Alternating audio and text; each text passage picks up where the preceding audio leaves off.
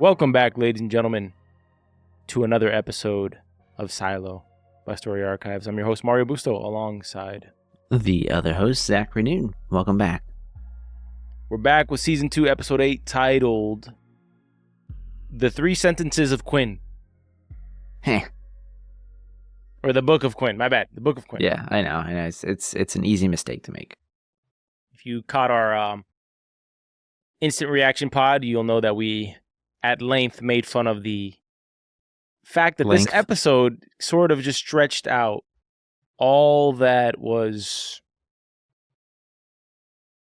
could have been done probably within an episode. So from Juliet, her prolonged walk up the stairs, which, by the way, I was so confused when she got out of the water and then the high-pitched ringing happened.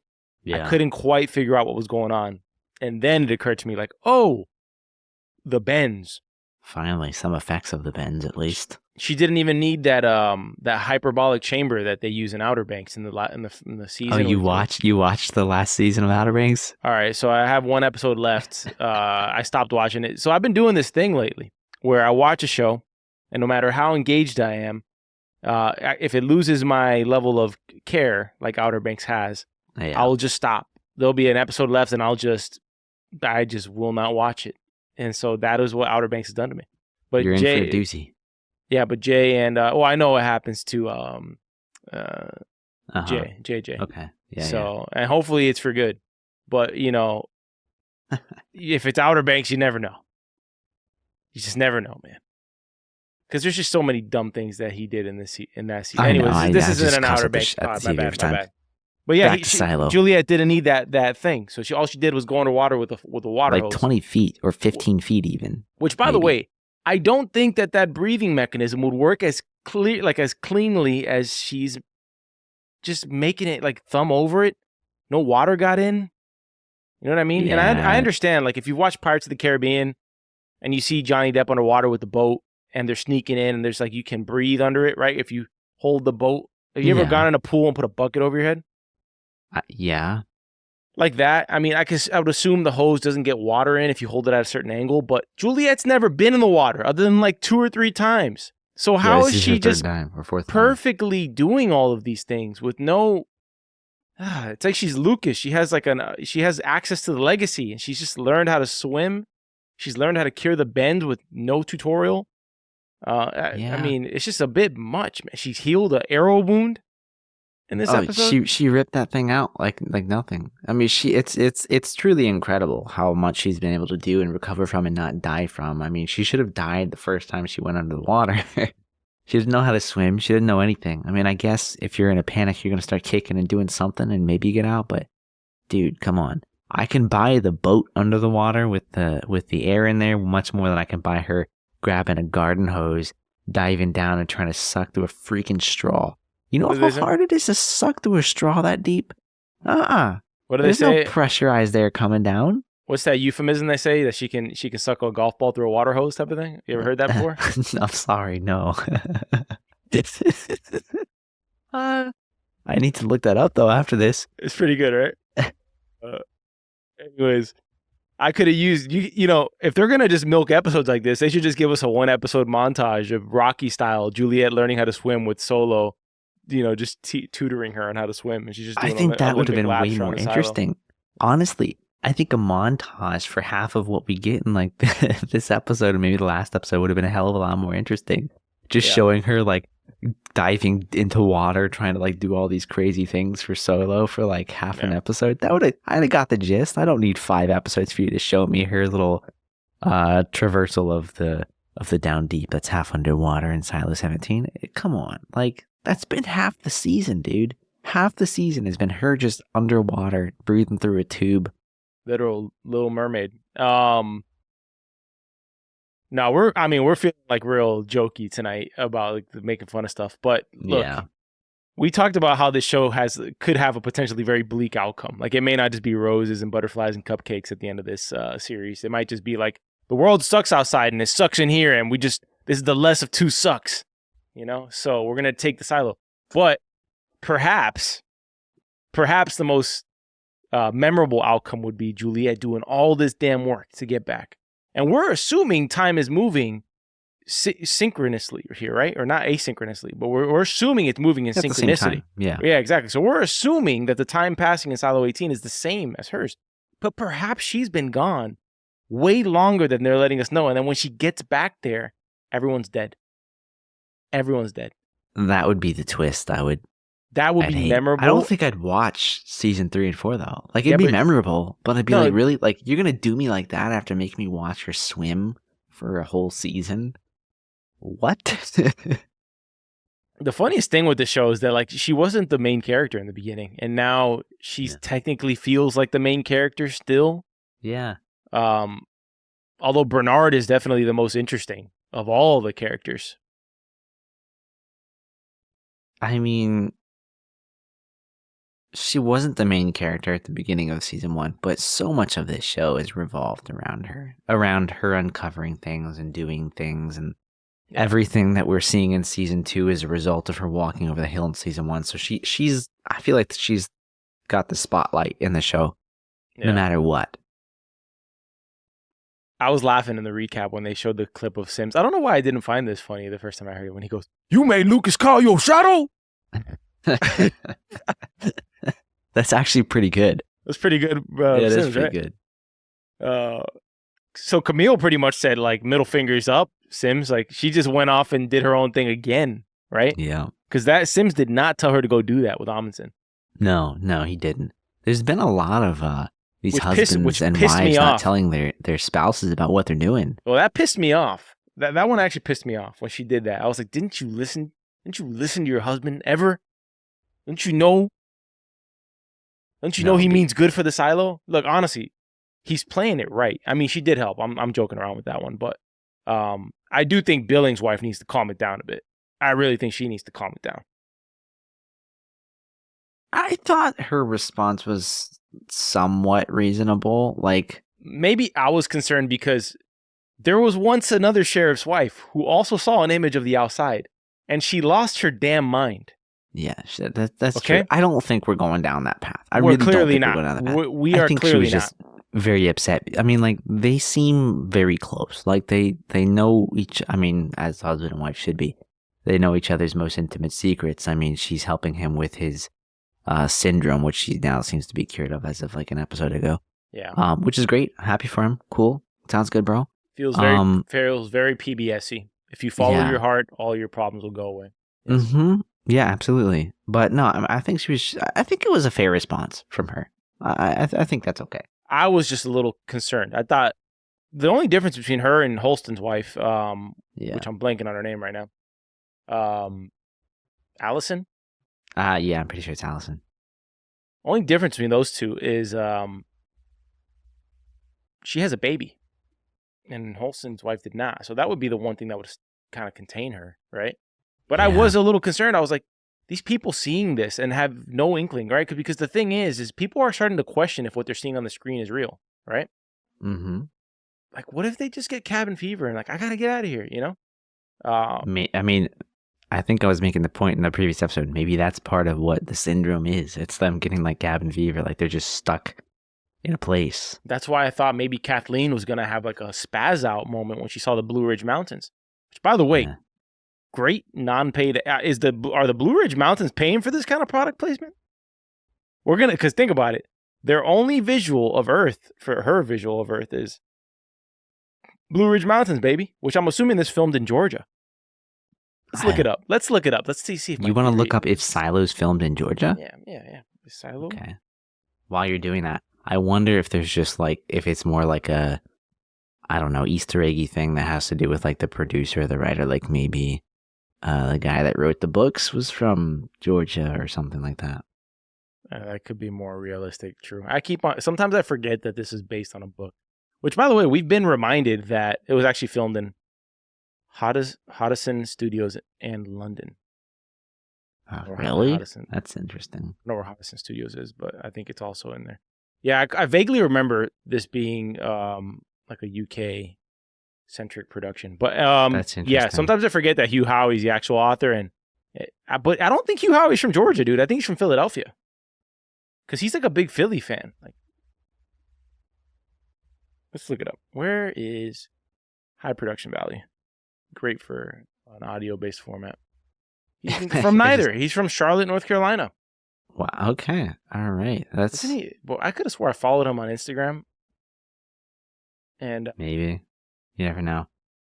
Speaking of the production, the guy from Mythbusters, the younger guy, not the bald dude. I never enjoyed Mythbusters ever. I watched maybe 10 minutes. We just lost like half our audience from that. But anyways, that's your audience. You are the Mythbuster side of the audience. What do you mean I'm the Mythbuster side of the audience? Because it was a fun watch. You're a scientific guy. You like that kind of stuff. I like it, but to me, I don't need a 50-minute episode of whether a balloon is going to pop underwater if you shoot it with a 50 I don't know that bullet. I needed a 50-minute episode on some of them, but I thought it was a fun thing to watch. But anyways, the guy ended up doing like a tour with like the silo show, like how they built the sets and stuff like that. It was interesting. It was on YouTube.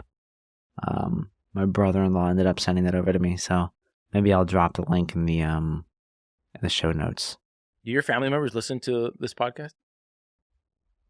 I don't know. Don't want to know. If you do, don't tell me. Would it make you self-conscious? No, I really don't think so. I mean, it probably should, but no, it doesn't. All right. So what was the last thing we were mentioning about? We were talking about Georgia, Blue Ridge Parkway. Blue Ridge, by the way, Kathleen losing it, man.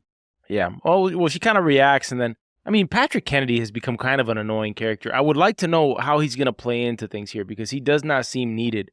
He seems very auxiliary at the moment. I think he could die, and no one would care. I wouldn't care at this point. He does not seem integral to the story at all. Not even he just seems like a wounded dog that you should have put down, but haven't put down yet. But he is our only source of comedic relief at all. Like, he's the one who just throws out those one-liners, like, this tastes like my brother's armpit. He'll just throw out those. I mean, come on. I could have done without that in this episode, really. Like, if that's the highlight of the episode, I think you failed. Yeah. Oh, man. Gosh, okay. So the main kind of crux of this episode, which should have been more, is Lucas was sort of flaunting around his new shadow badge, the blue shadow badge. You see the color of this badge? It's blue. Which I was glad, at first I was like, all right, I like this little bit of a turn for Lucas's character. He's being a sort of a douchebag. He's known how to flex on people, Mm-hmm. But then he reverted back to his actual humble, good natured self, which I appreciated, because, do we really want him to go down the dark side? Although it would be fun, it probably wouldn't be the best for Lucas Kyle. So here's what I think may happen with Lucas, right? Because he goes and gets the book. We find out that it's, we meet the descendants of Quinn, who are paying for the sins of their father, pretty much, which is essentially this false history where Salvador Quinn's made out to be a bad guy, where in reality, he was a good guy. But if you actually care about the truth, he was a really bad guy, because he cut off all server access, deleted history, pretty much burned all their history books, which was our theory in season 1, that they deleted history, and that the founders, the history that we now know is false, which we once again hear about this magical drug that makes people forget. Yeah. That Bernard brings up. So I guess Sims wasn't lying about this drug existing. The question is Bernard lying about this drug existing? But I don't see how he is, although it did feel like such a convenient excuse of how people forgot about history. Like, oh, well, he drugged all the water, and he didn't do it all at once. He did it little by little. Didn't you find that like a bit much? Like, okay, there was just this perfect magical drug that they put in the water that they just know exactly how much to dose the water with to make people forget just the right amount of time. Yeah, I did a little bit. For some reason, it reminded me of... Hey, and by the way, they only forget the history of what occurred, okay? They don't forget. They don't forget. Like, if you have a farmer in the field who needed 20 years to get the experience he has, he didn't forget any of his farming skills. It's almost like they programmed the drug. Maybe it was a robot. Maybe. I mean, look, we saw that AI once. That, like, whatever that thing. AI, The algorithm. Thing, yeah. So... yeah. Who knows? I mean, it could be anything. It could be technical. I find it hard to believe that there's just this magical drug that just makes you all forget specific things, or hallucinate in a group. Like I don't think that feels like probably like the least plausible thing I could think of, unless you just like had a generation of actual mindless zombies for a year. Unlikely, right? Unlikely. It's too convenient. Like the whole thing is just, it's really convenient. We just had this drug and we just wiped everybody's memory from the rebellions that happened every 20 years. I will say at the very least, as stupid as I think that is, I am happy that I at least have some sort of answer for the question that's been in the back of my mind for the last season and a half. How do people just forget? How do people not know that there's been rebellions? Like 150 years, dude, is not that long ago. I mean, shoot, I could talk to my grandparents. They could tell me about stuff that happened not long ago because they talked to their parents. Like, there's not one tinfoiled hat guy in the entire silo who was like, they're poisoning the water. You know? They're making the frogs gay. Oh, man. Oh, shit. There's nobody who was like, we built a new siphoning system. We're going to do, come on, dude. And if that's the case, then how did the Flamekeeper? I feel like we're finding loopholes, and maybe they'll answer these loopholes. Maybe. All right, these people, these apparent villagers in Silo 17 that has now nullified my bet. I was in the clear, and they have just now been brought into existence. Yeah, you said F about 4 times during this episode, I'm sure, because there's 4 people. Nah, man, because I already knew. Like, I just kind of already knew. You see blood on the floor, like, you know, you just kind of know. But I know everyone else was rooting out there for more villagers in there. Silo 17 is the YMCA. Pretty much. It feels like they were just waiting for Solo to leave. I'm assuming these. I mean, half of them are kids. The one on the floor was definitely like a teenager. He looked like 17, like maybe. The other 2, probably like young adult. Like they're the ones in charge, and the one on the floor was definitely like the youngest of the bunch, I think. Mm-hmm. Which is an interesting wrinkle for Silo 17 for sure. And they'll probably become prominent characters with certainty. But it seems to me like maybe they just ran out of food or something, and they were just waiting for their opportunity to strike. And it does make total sense that this would be the moment to strike Solo so that they can get into the vault. And I do think that those 2 corpses, I think it was 2 corpses outside the vault, were probably at least a couple of their parents. I don't know, or at least the people who were taking care of them, because they were so young that they were probably kids when that vault, when all the stuff went down in Silo 17. Yeah. No, I think it's very plausible that the guards or people that were dressed as guards outside of this vault were probably like their parents or their guardians or something. I think that makes perfect sense. And you already know they're not bad, you know, because they didn't kill Juliet. And yeah, it was a warning shot. And they very much gave the impression of like green kids, like, you stay right there. I swear I'll do. You know what I mean? Like, yeah, that whole thing. But I don't think they're idiots, and I also think that they're lying about Solo being dead. I don't think Solo's dead. If they gave her a warning shot that was that accurate and she bled, of course, as she ran downstairs and yanked the arrow out of her chest, I don't think Solo's dead. Seeing all that blood trailing up there. Now I don't know if he's in the vault or if he's up on some other floor. I couldn't tell you that. Well, it now makes sense why Solo's always so paranoid about going back into the vault, I think. I think that's in part because he wasn't 100% certain that he was alone. And it is kind of interesting to say that his name is Solo because he's alone, but he's not actually alone. Remember? His whole thing's like, I'm Solo. Yeah. Well, he's not Solo. So it'll be interesting to see what happens there. I think we're going to kind of run into a situation where Juliet's going to find out that Solo did some really bad crap, and then she's going to have to make a choice. Well, we know he's not who he says he is. He might be like a Peter Pettigrew type. If you know that reference. Yeah, Harry Potter, yeah. Yeah. It might be one of those things where you think he's going to be, he did something bad, and then she's like, well, he's changed now. And then he does something bad again, and you're like, all right, we got to kill this guy. Like, you know. I always found that, by the way, like really, like you think about it. he was a rat for years. Yeah. In the home of a little boy. He was What are you trying to say? He was like a little, like, I just found that, like, when you really break that down, that he would just stay there. You get me? Saying he's like a pedophile or something? No, I'm not saying that. I'm just saying, like, it's kind of odd. Like, Peter Pettigrew, like, yeah, you could be adopted by Ronald Weasley, but at a certain point, wouldn't you just leave and go, like, to the forest somewhere? You know what I mean? Anyways, yeah, I mean, I will say to go down this rabbit hole with you for a moment. Well, Peter Pettigrew does seem extremely timid, right? So he seems like he's afraid of everything. So maybe that's just forced him to stay in his shell as a rat. I think more than anything, it was just he was scared to be taken out by the Aurors, right? Because he was wanted for sure. Mm-hmm. So he probably thought that they knew he was alive, and there was no confirmation of his death. But nonetheless, very odd to stay there. I mean, there had to have been other options. Yeah, had to have been. Anyways, back to Silo. So we're making the parallel of Solo being like Peter Pettigrew.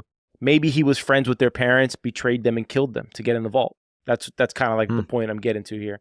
And then coincidentally, you got 3 kids here. This is like Ron, Hermione, and Harry over here. You even got a redhead. The chick was a redhead.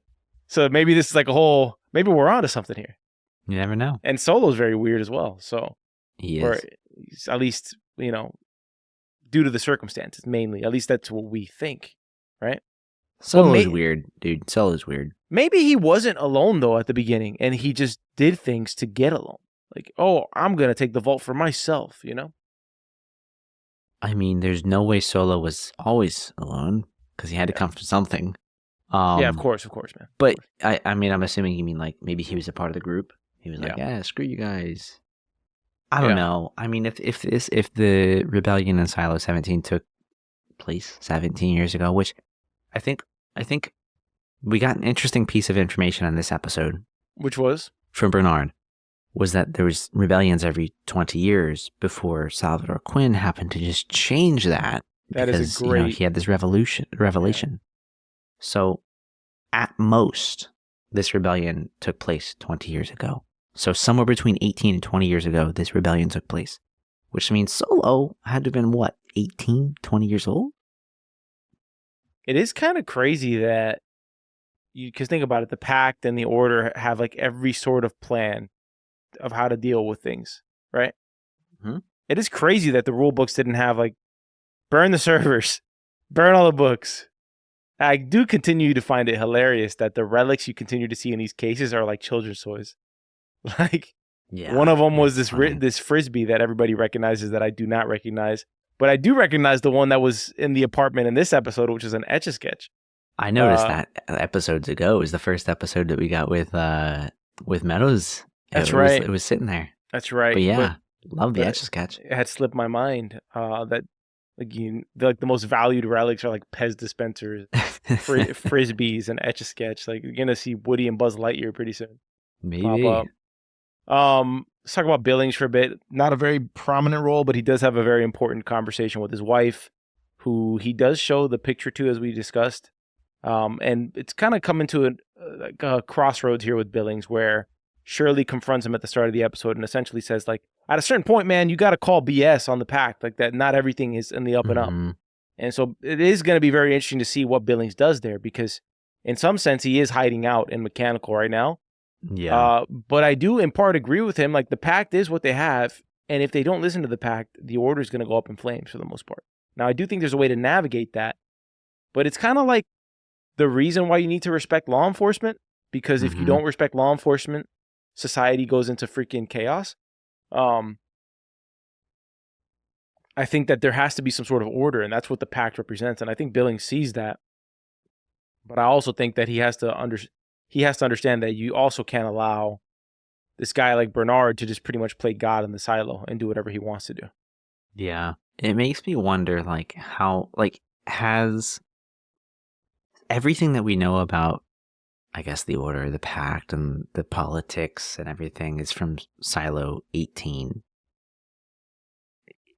is the representation of Silo 18 that we see in what I mean by that is like, I guess the power that Bernard has in the fashion that he has it, is that common amongst all silos? Was that ever different? That's something I don't know. Like, I almost wonder, like, you know, ever since Salvador Quinn, was there this really big shift in power where, you know, the head of IT, I don't know, started to kind of rewrite some of the rules maybe? Or is this just the way that it was intended to be from the founders? And I guess the question that I'm starting to have is, were the founders actually so evil? Or has everything just kind of evolved to be that way because of human nature? I think they were duplicitous. I think they were manipulating. But there could be a point that maybe they are taking it too far now. We have talked in the past about maybe there is a silo that's thriving that doesn't have these sets of rules in place, and maybe the majority of them are dead, like Silo 17. There's a lot to be said there, but there is an order, and I do think that the order exists in all the silos, because the biggest question mark really is that freaking algorithm and who set that up, and how does IT get its power, and where's that power coming from, and those are all unanswered questions. The pace that this is going, we definitely will need 4 seasons. Yeah, we definitely will. I almost wish this whole season was covered in like 6 or 7 episodes. I think 8 might have been one too many, if it were done in 8. But you know, I'm wondering, you know, Silo 18 has deviated from the plan ever since Salvador Quinn. This was 120 years ago. Like, Silo 18's been different. So what's to say that other silos haven't deviated in their own way? And then is there some group outside that is like monitoring them? Because I feel like they would want to keep consistency as much as possible. And, you know, you're dealing with like an outlier over here. Well, let's also remember with Quinn is that he wasn't all bad, right? Because he did burn the books. He did do the server thing, but he also left this secret message for whoever was out there in a very Holston-like fashion, right? Mm-hmm. He left these clues to unravel for, I guess, like the worthy, you know, this is kind of like the sword and the stone type situation here, where the worthy candidate to lead his people out of, you know, captivity. This is sort of what's going on here with Lucas, and Lucas is going to maybe be that guy. The question is he going to give this information to Bernard, or is he going to now play a bit of Game of Thrones now and realize that Sims is, because I wrote down a side note in this episode, Sims is going to have to make a statement of power, a show of power at some point here, because he's losing all sense of control. He just got his last favor from Amundsen. Bernard is sort of picking up momentum, especially since he's turned Martha into a snitch now. So things are sort of turning in Bernard's favor. Sims is going to have to make his move, I think, maybe next episode. Do you think Lucas goes on the run? Maybe trying to hide information from Bernard because, the system's rigged. The people in power must not be good, or they're not keeping an eye out for me. Like, they don't care. He might get desperate. So he just kind of like dips. He might get desperate, suspect that Bernard's going to send him back. Maybe he unveils some sort of plot from Bernard, or begins to not trust him very much. And then maybe he goes to Sims for help and gives him some information that Bernard didn't want him to find out. Maybe he gives the information to Sims in the first place and doesn't ever give it to Bernard. And then it would be very interesting to see this season end with either Camille or Sims in charge of the entire silo. Yeah, it would. I mean, Lucas did withhold a decent amount of information from Sims in this. I mean, he just said, I don't know, Bernard wanted the book. Yeah. You made Lucas call them. Anyway. Yeah. Let's talk about Martha. Is she going to continue to be a rat? I feel like the way this is going is very... I feel like the way this is going to go is on Pauly season 3, Peaky Blinder style. Mm-hmm. Oh, she's working with the Changrettas, you know, blah, blah. Then, Tommy's got a machine gun, you know? Yeah. It's one of those type of situations. Very convenient that Shirley and Knox didn't go on that supply run. I thought they might have gone on the supply run mission and then they both get captured, they would have been killed for sure. They would have been hung. Probably with Shirley's attitude up there. Yeah, I'd imagine instead of just being arrested. I don't think everybody that ran on the supply run has been killed or anything. I just think they were arrested. If you had asked me before the season, Mario, bet right now, okay, that Shirley's gonna have more lines than Juliet in this season, I would have never believed you in a million years. Yeah, a million years. And she's definitely been more prominent in every single episode. Every episode, she's had a ton of lines. She's like, if you had to like stack rank people based on the amount of dialogue they've had, Bernard won. I feel like, Bernard, maybe Bernard, like Shirley? Sims or Meadows are tied, and then it's probably Shirley and then Cooper. Cooper's not dead. Cooper. Sorry, Cooper's dead. Knox. I don't know. I have no idea what the total. I think Bernard's so far ahead of everybody. I don't know who would be second. Actually, that would be an interesting. Like, I wish we had a chart that we could pull up of who has most lines. All right.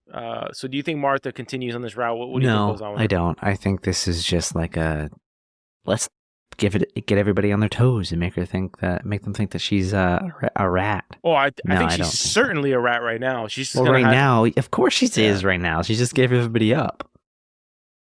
Can you imagine she does all this and Bernard kills McLean anyways? I think he'll do it. He'll kill her. If he killed Meadows, he'll kill anybody. Bernard is not. He killed the love of his life. Like, dude, don't trust this guy. I don't know. What a key difference, by the way, between the two characters, right? Martha's like willing to like pretty much sacrifice all morals for her love, and Bernard's like, "We'll just kill mine," you know. Like, and he's in the up top and she's in the down deep. It's very interesting. He loves the silo more than he loves himself. That's for sure. Yeah. So, all right. So we both feel like Martha's gonna. I wonder. Like, can you imagine? That would be such a bad turn for her character, man. It would, because I loved her in season 1. She's such a sweetheart. She just cares about everybody. She cannot turn, and we cannot grow to truly hate her. I can understand them wanting us to, I don't know, be suspicious of her and wonder and be like, oh God, I don't know, is she gonna do this whole thing? And then she comes through in the end. Oh yes, thank you, Martha. I think that's where we'll be. But to actually hate her character because she turns into some evil, conniving individual that just destroys the rebellion from within, nah, I don't think she has that in her. Worst liar in the world. If Shirley, after this episode, still trusts her, that would be absolutely insane. Dude, I was, when I was watching the end of the episode, seeing the dialogue between Shirley and Martha, I was irritated because I was like, oh, she knows it was her. And I'm like, wait, how did you not catch that? I'm like, oh, no, you're totally suspicious now. And then she just walks away. I'm like, dude, you're kidding me. If she doesn't come into the very first scene of the next episode and walk up to Knox and be like, I think something's up with Martha. Yeah, like, I'm done. Like, if she does not start the episode out like that, I think I mentioned in the last episode, she's dropped to I should say she's risen to the top of my most disliked characters in this show list. I mean, I'm going to have to create like a new ranking system for her where it's just like, you know, you jump into like you're in first place, now you're in -1 place because you increase that much more. You're moving her from A tier to S tier. Got it. Yeah. Okay. Lucas gets the book. Essentially, well, let's talk about a couple things here to round this out.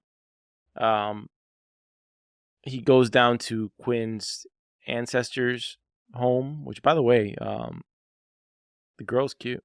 I thought maybe Lucas might have a little fling, but I think she's married, so.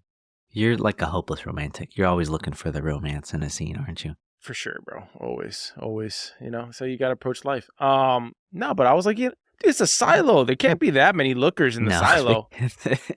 They can't. They're probably already assigned to some other individual. I always said, like, Solo losing his crap, man. He's in the silo by himself, or maybe not. And, or actually completely not, unless everyone's losing their mind and they're imaginary. I'm just kidding. And then Juliet just pops up. You know, it could have been like Dolores Umbridge walking through that door. We could just want to continue the Harry Potter references, but anyways. So Lucas gets the book. We find out that Quinn left a message in his old version of the Pact. I don't know where the Wizard of Oz is going to come in here into play, but he finds out that it says essentially, if you've made it this far, then you know the game is rigged. Which I'm hoping, and we are hoping that message continues. I just wonder how far it's going to go. And if we're even going to find out what that mystery is. Because my bet is that we get one more bit from his riddles before the season ends. And that is it. It better be a damn big bit. Like, it better be a T-bone steak on my plate, man. If we get one more sentence from him or nothing from his storyline and this mystery that he's encoded in this extremely hard to find book, dude, that's just going to be so disappointing. Like, that's such a letdown to me. There's that, like, the game is rigged. And you're telling me that is what pushed Meadows off the deep end and turned her into an alcoholic. It's not that. It can't be that. It's of course not going to be that. I hope not. Then again, I've been so wrong on things that I thought were so obvious that maybe it would be. Maybe it could be. It might be. You see, I'm just afraid that the show will let me down. And the thing is, I feel like that would be the thing that would probably let me down the most. All right, you know what? Fine. I'll overlook you dragging out the season. I'll overlook it. I'll overlook, Juliet rising to the surface, diving down 20 feet to sip air through a straw and somehow manage to do that and recover from her bends. That was insane. How long would it take oxygen to travel in that hose anyways? I feel like, I don't know why I know this. I feel like I've been underwater trying to like drink through not drink through a hose, but breathe through like a long tube. Like, I don't know, as a kid playing, like, I'm going to hide underwater.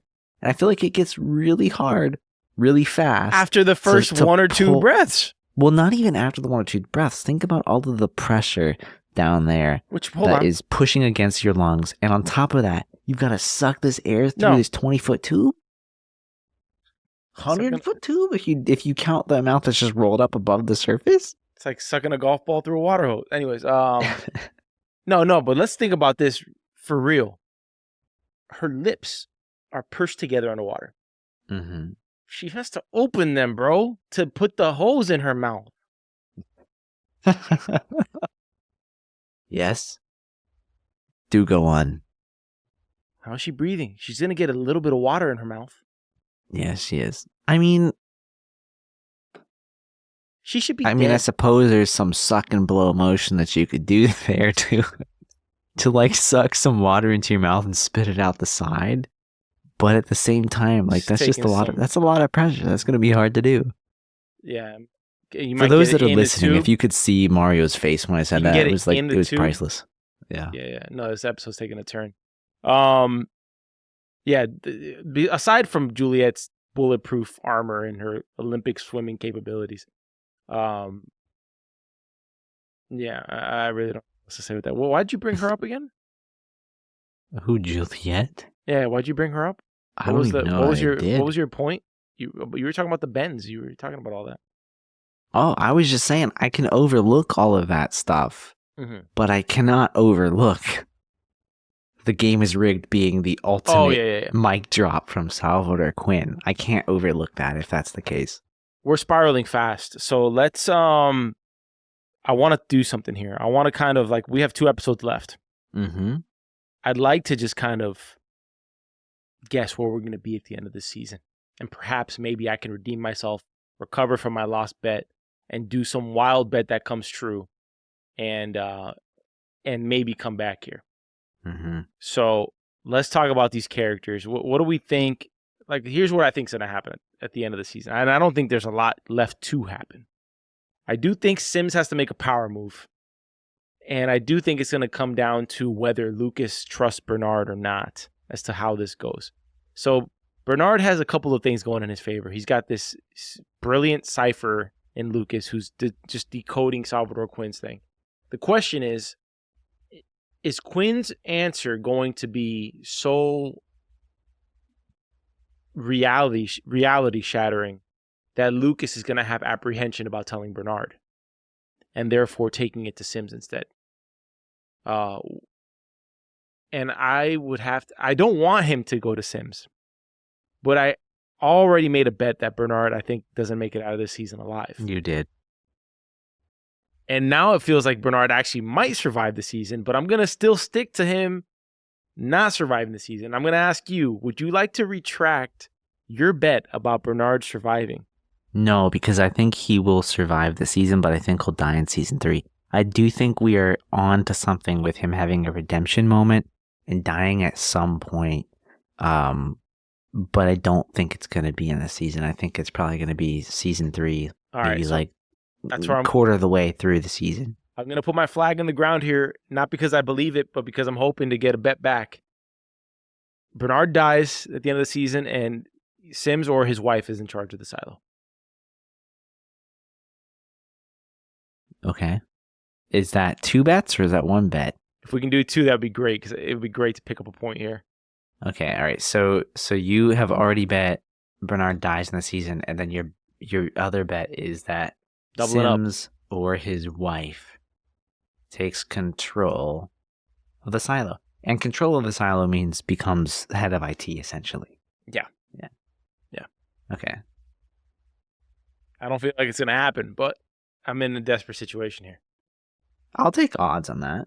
I'll give you a solid there. They're solid odds. All right. Yeah. Furthermore, of what else I think's going to happen, I think Juliet ends up working with these new silo dwellers. They end up getting into the vault together. Juliet ends up seeing the vault for the first time. And maybe some information got out in that silo, and that's the reason things went to hell. But to that degree, or to that point, it remains to be seen what Juliet's going to do when she gets in the vault. It's not like she's like the most academic person. So what is her route of action going to be? Is it going to be to wait until the water drains and to go across? Is she going to find out about the schematic that exists that connects these silos together? Maybe Solo's the one who knows that information and gives it to her. More than likely, I think it's probably that. Maybe Solo destroys the suit and he says, well, there is a tunnel at the bottom. No one's ever used it. Whatever. Yeah. I mean, I there's not really much I disagree with you on that. I would venture to guess the same. I mean, if I had to bet, I'd say Solo is not dead. I think I said that in the instant reaction. So, I wouldn't change anything from what you said. I also agree. I don't think she's the kind of person to sit there and like ask a bunch of questions to uncover the past. I would expect that from Lucas, not her. Yeah, 100%. Yeah. Well, anything else you want to take a bet on? Nah, we'll save it for the next episode. All right. The nice thing is we've got 3 bets. Yeah, that's true. I've already won one of them, but we got 3 bets. Yeah, I know. Oh man. Well, anything else before we get into categories? Nah, okay. Let's just get to categories. Favorite scene of the episode? Probably. I don't know. I did like Bernard looking all smug, looking at Martha on her camera. I did enjoy that. That was good. I did enjoy that scene where he was like threatening Martha. I thought that was a good scene. Solid scene. I thought the Lucas stuff was the most interesting part was meeting the ancestors of Salvador Quinn, and they weren't very interesting. So I felt like that could have been better, but it wasn't that great. Oh, it definitely could have been better. I think my favorite part of the episode, it's actually what I have on screen right now for you and me, but it was Lucas talking to the cronies. Yeah, it was. I had wrote down on my notes. I'm like, man, it feels like he kind of came into his own. Like his demeanor felt very much like that of Bernard's in that moment. Like it was just this like, I'm this very reserved individual that has a lot of power. Yeah. Do you see the color of my badge? Yeah. I liked it. It was cool. And then I got him in the next scene and I'm like, damn, it's gone already? Like, you know what I mean? He walked in with all this like power and just bravado. Like, I'm gonna go get a coffee. When I come back, I expect this book on the counter. That was solid. And he's just like he gets neutered like a moment later. I'm immediately. Like, darn it! Come on, man. Well, anyways, on from the scenes. What was your favorite line of the episode? Didn't write any down. I've been really bad about the lines, but then again, there haven't been a lot of. There really haven't been. Memorable There's ones. been slim pickings, man. I mean, there's the armpit line that you called out, Horrible, which horrible. is not one of mine. It's absolutely atrocious. The one that I wrote down was I wrote it down as a horribly executed line by Shirley. There comes a time you need to stand up and call bullshit. That was the best line of the episode for me, man. I feel like Shirley and Knox's character are just the same person. They're just like, we got to make them two people.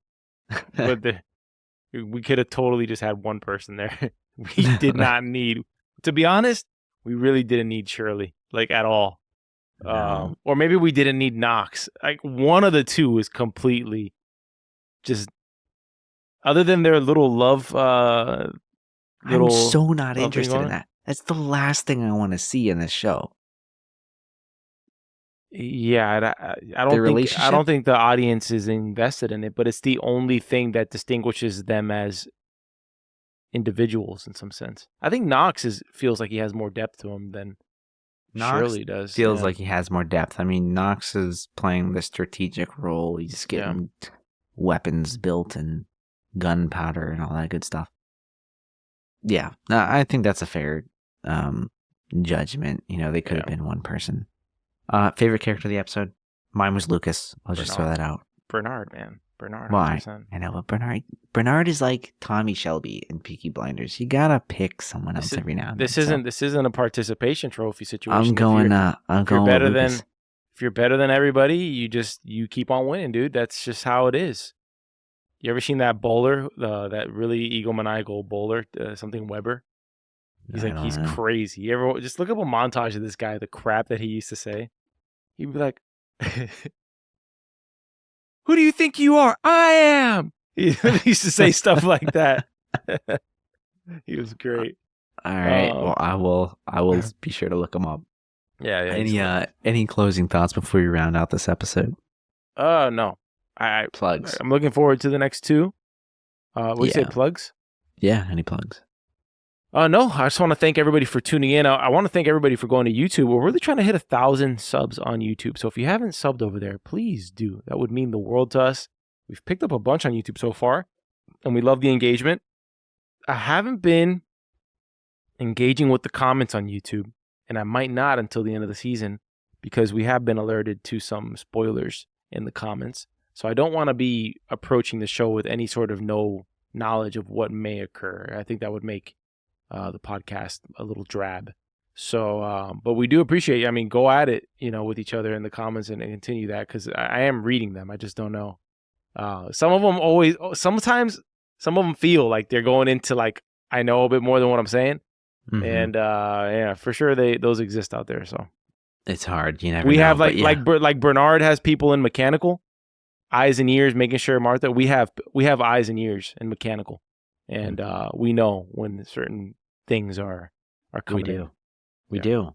That's actually a really valid statement there. But anyways, thank you for listening to this episode of Silo by Story Archives. You can find this podcast anywhere you find podcasts: Apple, Spotify, YouTube.